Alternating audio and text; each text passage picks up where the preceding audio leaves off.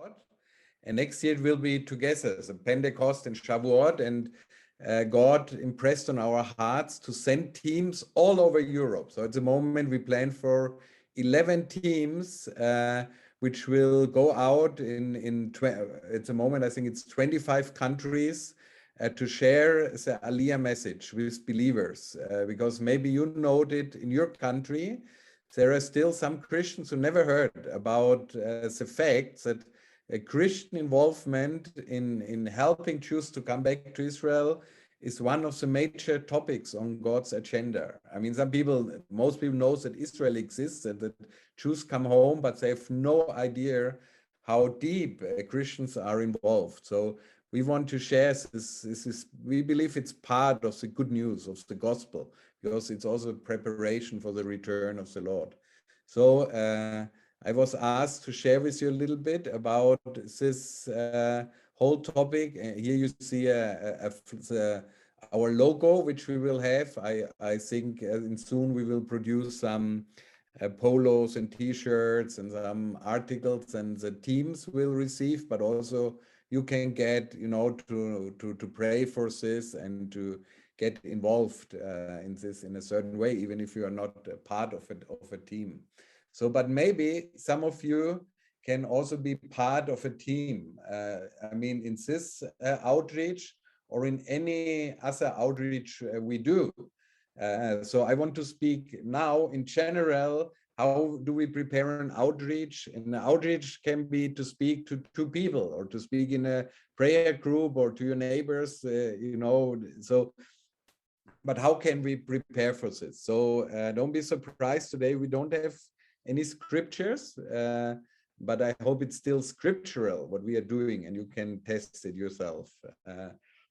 It comes out of the practical experience. When I came to Germany, like now 11 years ago, a bit more than 11 years, we found out that we had to start Ebenezer almost from zero. Actually, there was financially even a debt, and we had to start with almost nothing.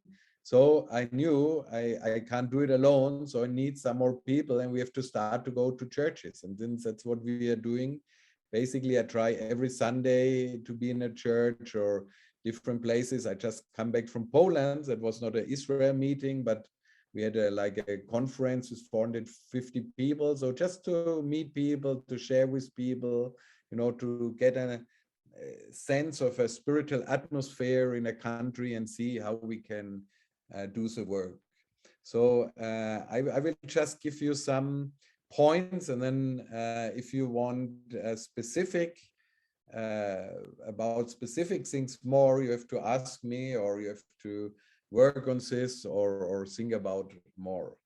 So first I want to start with our motivation. That is something which is important for any Christian thing you do. I mean, for anything you do, even your normal work or study, or being a wife or husband or whatever. That's always the basic question. I mean, we are here, we speak as disciples of Christ. So why do you want to share with us as Aliyah message? That's the first question. What is your motivation? Maybe you say, I'm out of work, I need to gain some money, so I ask Ebenezer if they can employ me, and so who knows what is your motivation? So it should be test your heart. Or maybe you think, oh, I'm from a certain country, and I want to show all other nations we are doing better than they, so I have to bring more supporters or whatever. So why do you do it? Or maybe you think, I want to become famous, or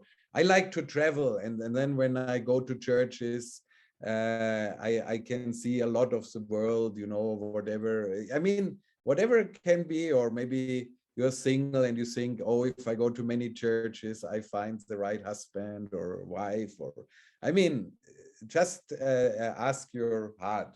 And by the way, it's not wrong to find the right partner, but it shouldn't be the reason why we do things. So then is the next question, what is the price you personally are willing to pay? What is your personal involvement? And I've seen it so often in Christian ministry. that, for example, there's someone, a leader, a pastor speaking about prayer, but he's the one who never comes to a prayer meeting, or about mission, and he never goes on a mission trip. It's like a doctor tells you to smoke is not healthy, and then you see him, smoking outside his house somewhere. It's like, the first thing, it has to start with you. What are you willing to give? And that can mean finances, time, involvement, everything. So don't speak about something you are not willing to pay a certain price. So don't speak it's not just a theory, it's something you learn on Bible school. I mean, the worst thing is like someone, we had one time in our church a youth leader, he came from Bible school and he thought he knows everything, but he had no idea about reality. He had all the theoretical knowledge, but I think after a month or two, he had to leave again because he just couldn't lead a youth group, but he thought he's a big youth leader of the theory, but, so that can't be the right thing. So what's your personal involvement? And then you go maybe to different churches or groups. So what is your attitude towards them? Let's say you come from, let's say, maybe a non-charismatic, non-Pentecostal, very good, let's say, Presbyterian church or whatever. And then God tells you, go to this crazy charismatics, which lifts their hand and have 1 hour worship or whatever. You may think, oh man, what I'm doing with this bunch of people, they're so different than I, or whatever. So, but your attitude should always be to bless them. Our attitude is not to criticize them about certain things. It's always, the Aliyah message is for all of the church, and we should bless them, even if we maybe say have a different style of worship. Like even I sometimes wear a tie. If I go maybe to Mexico, recently I don't so often, at least in earlier years, a pastor in Mexico wears a tie when he preaches. Here in Germany, in most churches, if you wear a tie, they think you're a little bit strange, So you don't want to offend people. So maybe you ask before, to not offend people, because it's not about you. It's about the message, So what is your attitude? And then we always, as I said before, come with a humble heart to serve and to serve the church. We want to bless the people who listen to us. And so we always are humble, not judgmental over them. Again, are you willing even to go to places you do not like personally? That maybe even to a country which was not your preferred country, or to a church which is different, or whatever. Are you really willing to go and speak and share there, even if it's not your favorite place, to go? So that's just some things of our hearts. So some basic things. Are you really sent out and authorized from your leadership? Like, I mean, you cannot just go somewhere and say, I represent Ebenezer Operation Exodus, and none in your local or national leadership knows. Like with Shavuot teams, for example, we have now 11 teams with 11 leaders, and the leaders choose their team. It does not mean if you hear this, you say, I want to go on a team, but you should speak with your national lead and say, can I contact who, whatever. For example, me, I've at the moment, I prepare a team where I have no team so far. I want to go Denmark, Sweden, Norway, more or less. And by the way, all teams start at 5th of June or 4th of June, maybe they come together, except of one group where also we will want to have young people, where Nikki and Daniel will lead. They go, for example, Austria, North Italy, Slovenia. And then you say, oh, North Italy, Adria, Mediterranean. Maybe it sounds better, like if I would say we send you to Siberia in winter with -40 degrees or something, you know. But anyway, let's say you think you want to come and be part of a team, you first have to speak with your national leader. And or like if you would write to me, I would ask your national leader, do you think this is the right person? So it's better. I mean, you should express a desire to come, but then you have to speak with your leadership. That is very important. You know, we don't do things because we just have the idea to do things. And then, of course, you represent Ebenezer, and that means you don't have to know all questions. So if you didn't have 10 out of 10 in the quiz today, you may still be able to go, but you should have some basic knowledge, you know, like what does Aliyah mean? You know, what is the calling of Ebenezer? And the calling is to help Christians, helping Jews to return to Israel, but also speaking to the church, you know, in prayer and intercession. So you don't need to be a specialist in intercession, but you should know we are a prayer ministry, you know, so some basic things. So the best thing you read Gustav Scheller's book, or for the ones who don't like to read so much, I've written a little book. It's just called Aliyah. You can read in 40 minutes or whatever. So a basic knowledge about what we do would be very helpful. And you should agree with our vision and mission, you know. For example, our mission is not to split churches. So you go in a church and you cause church splits. That's not our calling. So, you know, so different other things. So, okay, I have to run a little bit through. So the question is, if you go physically somewhere, do you come alone or with a team? It's always, I always like to go in teams.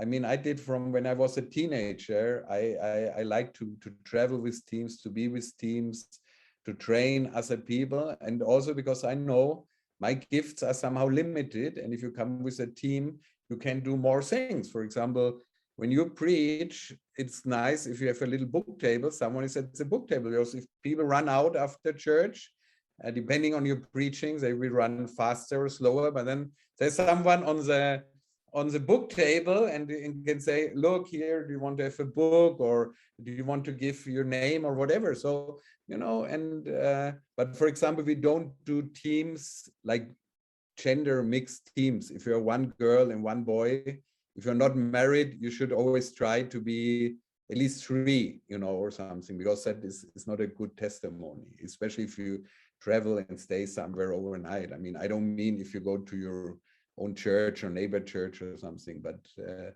know, it's not good. It's not a good testimony. So that's something you can think of. And again, the Aliyah message should be known to all parts of Christian believers. So think in your nation, in your country, for example, not only in churches. I mean, when I came to Germany 11 years ago, I didn't know the area where I lived any church or anyone. So we went to small home groups. We went to sometimes a new church project with 4 or 5 people or whatever. You know, it can be a prayer group, or it can be a Bible school, a mission training school, you know, a conference, for example. You do a stand, an Ebenezer stand. You know, I thought if I would have been in Poland at the conference I've been, I would have made a stand there with material, because there were 450 people. So maybe, you know, you can give out tracts about Aliyah or whatever. So is there many opportunities? It's not only Sunday morning preaching, and especially some churches, if you're not a pastor, they always want a pastor, whatever that means for them. I don't mind. I mean, for me, it's like, I know a lot of people who are not pastors who preach better than some pastors. But you know, some denominations have this strange idea, you need to be a pastor, whatever. So maybe they only invite you for an evening meeting or whatever. But that's all right, you know. So wherever things open up, yeah. And then it's very important we do not defend God or the Bible, because people will say, and where shall the Jews live? And why is it not unfair, and God is unjust or whatever?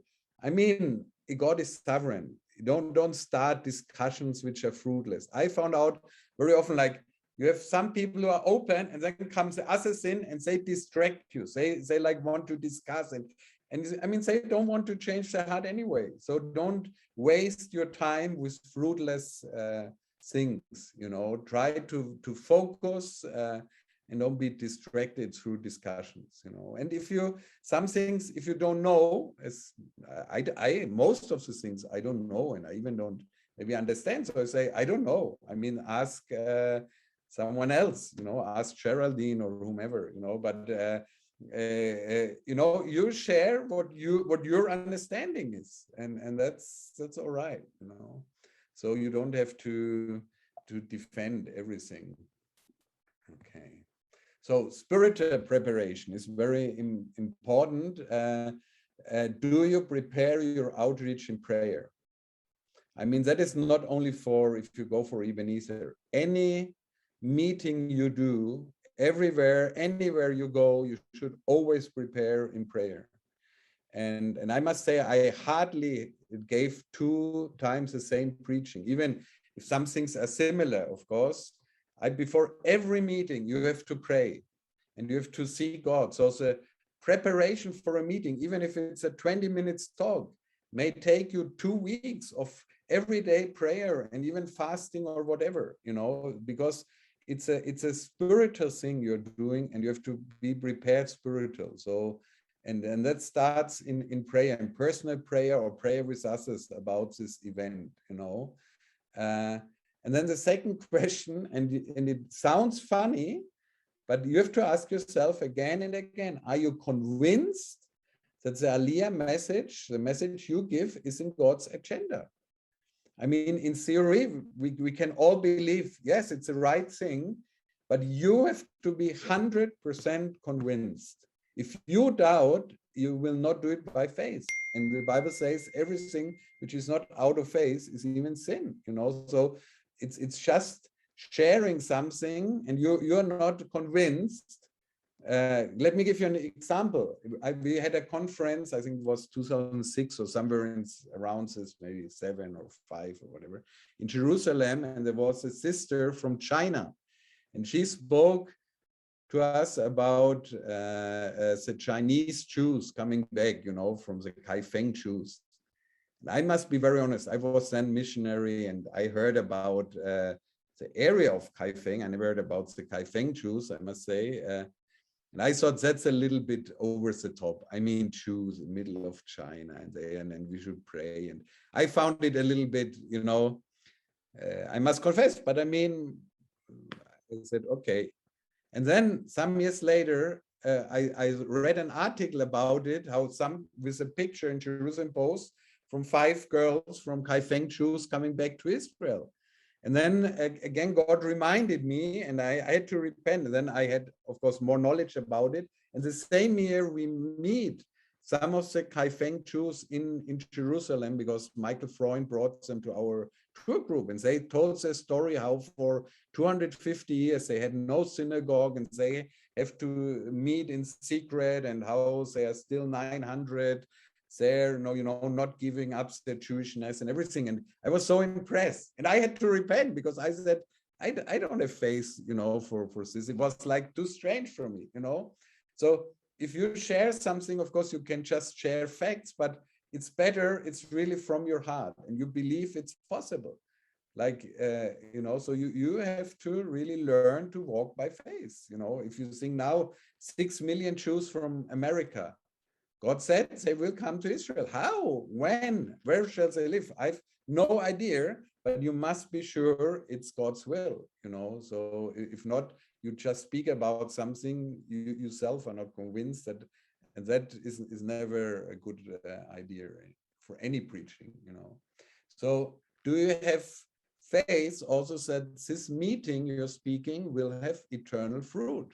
That it's not just, okay, I do it for whatever, that, every meeting, everything you do, and again, that is not only sharing Aliyah message, it's general, that it will bring fruit not only for now and here, something, but for eternity. I mean, every Jew, Ebenezer is helping, is something which will really shine. It's like a light shining into eternity. So do you believe you're doing something for God's kingdom and not just for a nice social ministry or whatever? That is very important. So, because why do I say it? Because everything we do should be connected with eternity. We are, as Christians, we are already seated in heaven, the Bible says. So our perspective always comes from eternity. So that's very important. And then again, I said it before a little bit. Are you willing to bless the listeners, or do you see them as people who come to bless you? So like, for example, to bless your ego. Oh, I preach to, I don't know how many people, and I must be so special. I always tell people, like, I mean, here in Germany, we don't have a lot of like big churches, and someone goes to a church, let's say with 500. Oh, I was in the church with 500. I said, okay, look, if I want to preach to 500, I go to Mexico, and there where Daniela comes from, or Astrid, I don't know, Brisas, how many people say, hey, 5,000 or more even, or I mean, say auditorium seats 4,000. So, I mean, what's the difference? When God called us to go to Spain as missionaries, the church had more or less 10 members, maybe 12.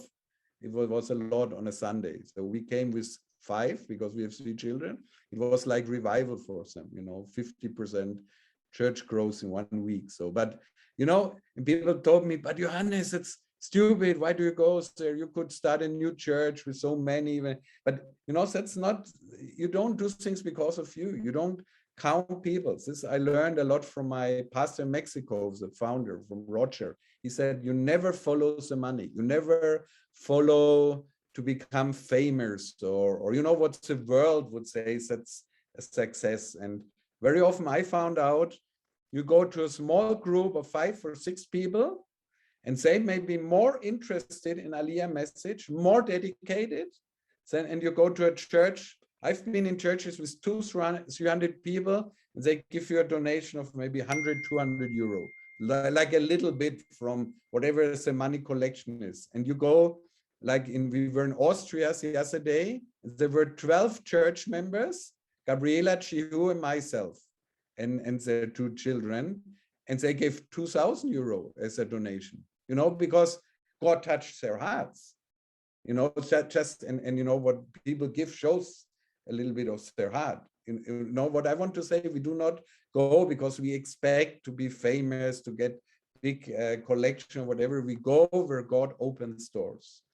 And sometimes you travel, you have 500-600 kilometers, maybe not in Netherlands because it's not so big. It's an advantage to be in Netherlands, but in some places you go, you travel half of the night, and then you speak to a small group, you travel back again. You may think, is it worse or this? Yeah, it is worse, because if God opens the door, so it's not for you, to be on YouTube or to have so many clicks. It's really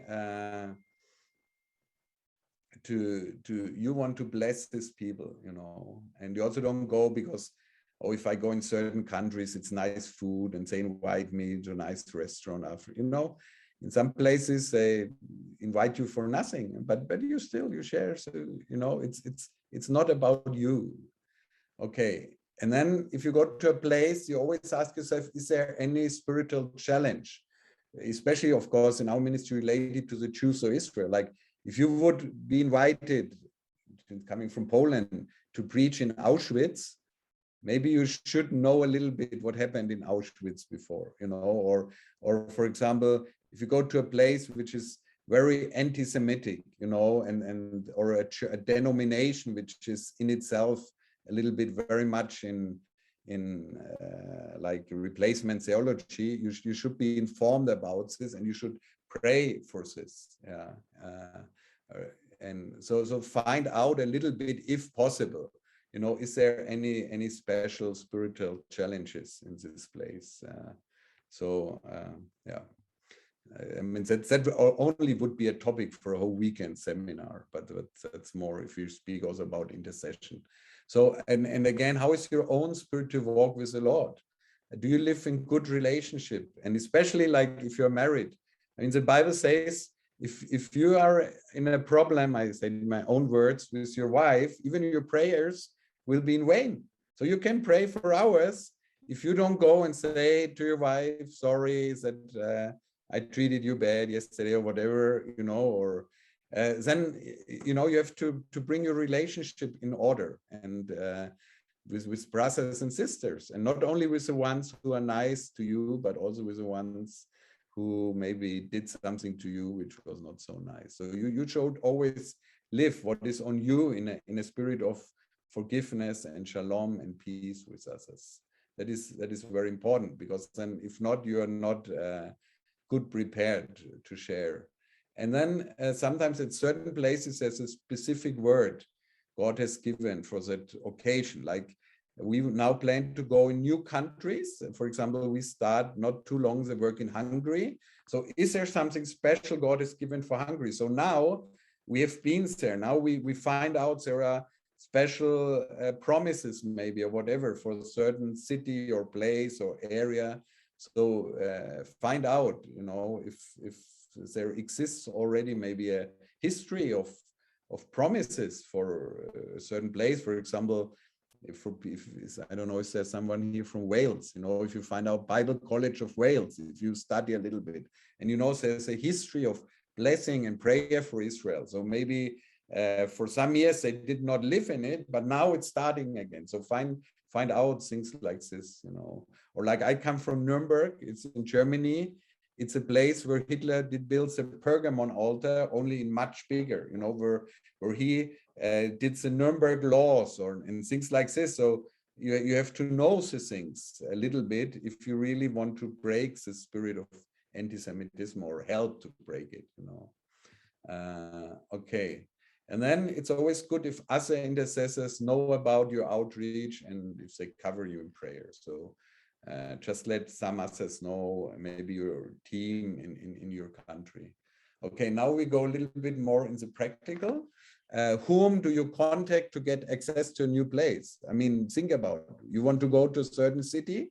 Like I prepare now, let's say for Sweden and Norway or wherever. So whom do I contact? First, you start to pray. I'm very visual. So I sometimes use a map.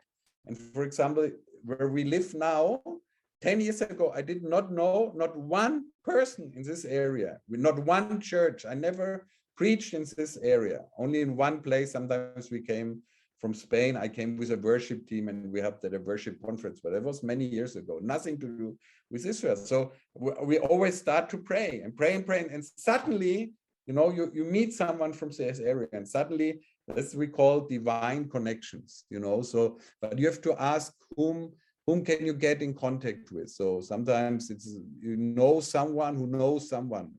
It's always the best. It comes through relationship, but not always it's possible. So you just start to call churches or whatever, just find out, maybe you are in a church who knows, and your pastor knows a pastor from this area or something like this, So if you contact someone, always ask the position. In Israel ministry, we have some people you will find out, we call them Israel freaks. And they are very often the people who are in the churches, not the most, let me put it to not offend anybody, but not the people who are most popular with the leadership. Let me put it like this, because they behave sometimes a little bit strange, They always say, oh, we need to put Hanukkah there, and we need to blow a shofar, and and the pastors, they think, how is it, strange people, let me put it like this. So they say, yeah, you can pray for Israel in your corner with your two other ladies there, but don't disturb our church, more or less, And then sometimes even we have some people who are a little bit rebellious. They don't want to do anything in the church, only when it's about Israel, they come up, and that is not very good. And then if they contact you and say, oh, come to our church because I don't know, our pastor needs to hear this message and our church, So if you come through them, the pastor may think, oh, this person, he's the same like this. So, I mean, it's probably the probabilities that he will invite you will even go down, So think about before who invites you and what position. I mean, if someone is an elder in a church or a pastor or church, and he invites you, that is much more helpful, Or if someone you see is really a good servant in the church, you know. So find out whom you speak with. You know, you can explain hours to a church secretary what you're doing, and at the end of the day, she just throws your email in the waste bin. It doesn't help, you know. Maybe you try to convince her, but you have to try to convince that someone in leadership, you know. So think about what position this person has. Yeah. Then if you make contact, and sometimes it happens, or actually very often, I would say even in 99% of the cases I had, people have no idea about Aliyah, more or less. They know a little bit about Israel, but nothing about Aliyah. So think about how you approach them.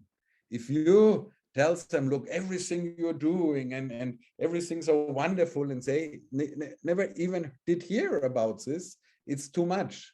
So start on a very low level, you know, like now with the Shavuot outage, start, look, we have a bunch of young people, and we have experienced that our spiritual life was enriched since we understand more about God's faithfulness, and this we want to share with other young people. You know, so it's much more probable he will be open than saying, we want to convert your church and start to celebrate Shavuot and stop celebrating Christmas or whatever, you know. So you understand?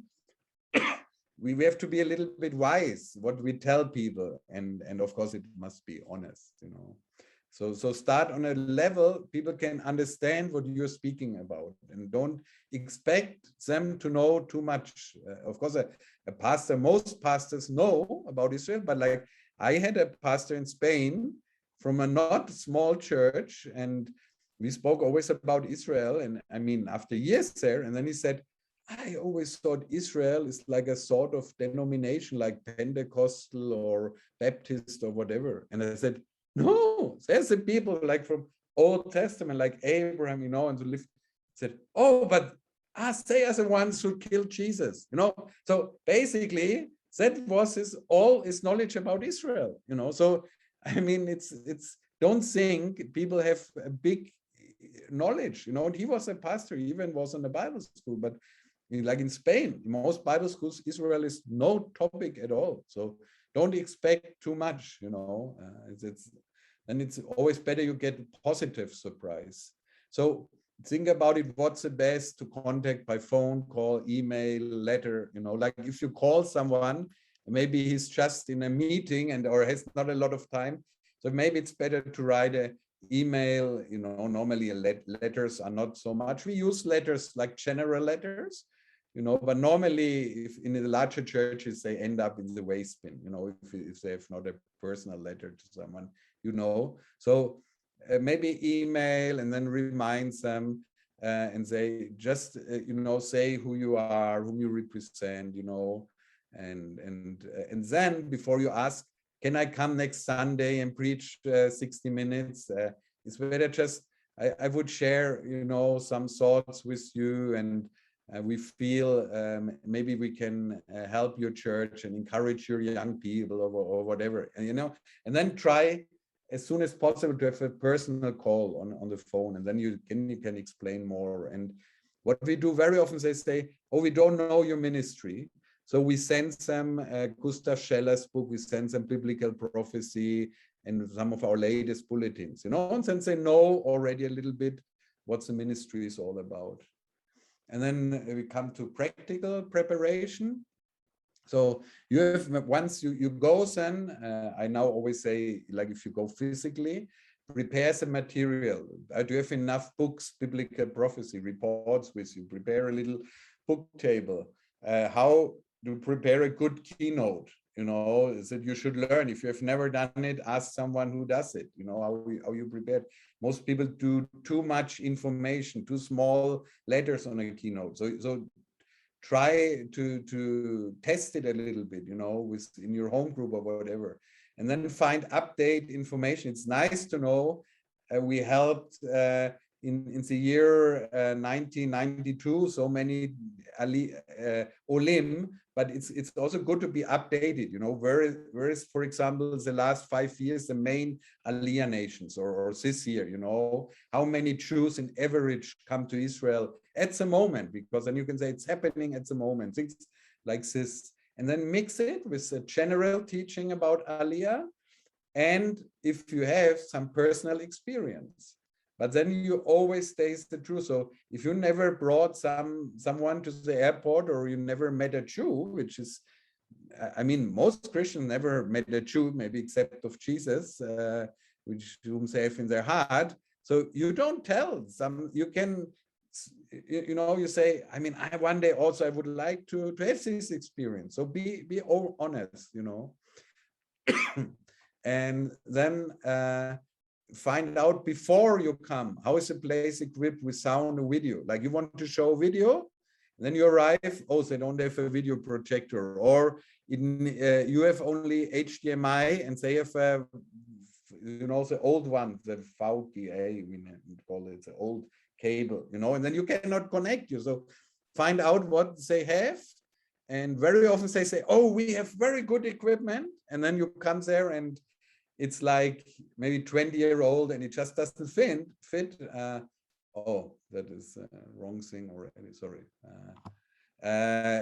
So better, maybe you also have a video projector. I mean, if you come to a big church, like 2,000 seat church, normally your video projector would not, normally these churches are well equipped, but especially in small groups, I try always to carry a video projector, a small loudspeaker, like, for example, a thing like this, I just bought new. You can, that's enough for 50, 60 people, you know, and to show video or something, a Bluetooth speaker and stuff like this. So some basic equipment, yeah. Okay. And then if possible, find out what age group will come. Is it young people? Is it older people? You know, so like if you speak to in an old people home to everybody over 80 plus, I mean, you don't ask them to get engaged, to be volunteers to help carry suitcases. You know, they would somehow, maybe they would not be so happy about it, you know. So find out, do they know already something about Israel?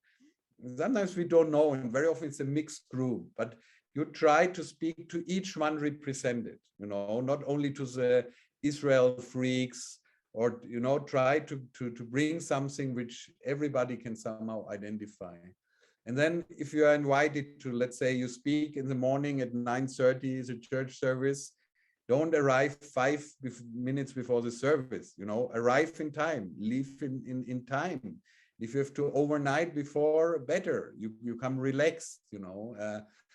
Try your connection of your computer with the video system, you know, and everything. And maybe if it's a larger thing, it's better you bring your own PA system and say, oh, I don't have one, maybe in your church has one. Then bring your technicians from your own church, say, look, you set up the PA system. If we have, you know, depending on the size of the meeting or whatever, of course. And then be not distracted. Sometimes technical things don't work. So don't do it too technically, you know. Sometimes it's better you speak even without keynote, without anything, because if you're always looking on your screen or whatever, that is not nice. Like if you speak, you always look the people in the eyes. So try to have a remote for your laptop and not look back, and then you look more on the pictures and the people and they see more your backside, you know. That's like some basic things, how to present things, you know. But and sometimes if it doesn't work, you speak without microphone, without anything. So don't trust too much only in your keynote, you know. It must come out of your heart. That is very, very important. And then very often they give you a time. At the moment, like I'm preparing a new church, Baptist church, like 40 minutes from here. And they, yeah, our church service, normally the preaching is 20 minutes, but we give you 30, maybe maximum 35. So can you do this? And of course I say, yeah. I mean, even if they give me 10 minutes, it's better than 0. I mean, I don't know how it's possible to speak in 10 minutes, but God can even use 10 minutes. But you understand, because if you don't respect the times they give you, they won't invite you back. I mean, maybe revival starts in the church and things may change, but naturally speaking, it's very unlikely. If you don't respect the rules they have, it's not nice. It shows you have a rebellious attitude and not a humble attitude. So respect time, even if you say, I have so much more to say, you know. And then last point, do we still have some minutes? Yeah, Judith said, I can take 40 minutes or longer. So I take the or longer option. Try to motivate people to give addresses to that you can stay in contact, you know, to receive prayer mails, bulletins, or information for conferences or something. And then identify key people. Very often you speak to a group of people and there are one or two who are key person you can follow up. You can, maybe someone would be a good driver. Someone would be maybe even a prayer group leader. So then try to follow up with one or two from this place maybe. And then before you invite people, for example, if someone who is from the church, you tell the pastor, look, there is this sister in your church, and we feel she has a heart for Israel. Can we invite her to get involved with Ebenezer? You know, so it's better you ask the leadership, but still you try, if there are leaders, to also be in contact. And very often leaders wouldn't even come to an Ebenezer evening, but you still try to be transparent, we don't draw away people from wherever they are involved in the local churches. That will not build trust, you know. Yeah, that's, I said here, be always transparent with local leadership. Yeah, it's the best, you know, elders and pastors, they get the Aliyah vision. That is really the best. It's not always possible, but at least you can try it. And then if you have new contacts, invite them to any Ebenezer events. Invite them, like here, to the Zoom event, to a conference again, you know, whatever, you know, get them involved somehow. And if people want to get involved, first you start with smaller jobs, you know, and to find out, are they reliable? What can they do? I mean, I had people, they said, oh, I want to help Solim, but then they come, I have back problems. I can't carry heavy suitcases. Yeah, I want to help them to come to the airport. Yeah, but I don't have a car and I don't have a driver's license. So, I mean, you know, they have a nice heart, but it really doesn't serve in this, but they can still pray. They can still maybe organize a meeting with others in their place, you know, but somehow you have to a little bit get an idea of what someone can do, and it is not always what the person says he or she can do. So start with little things.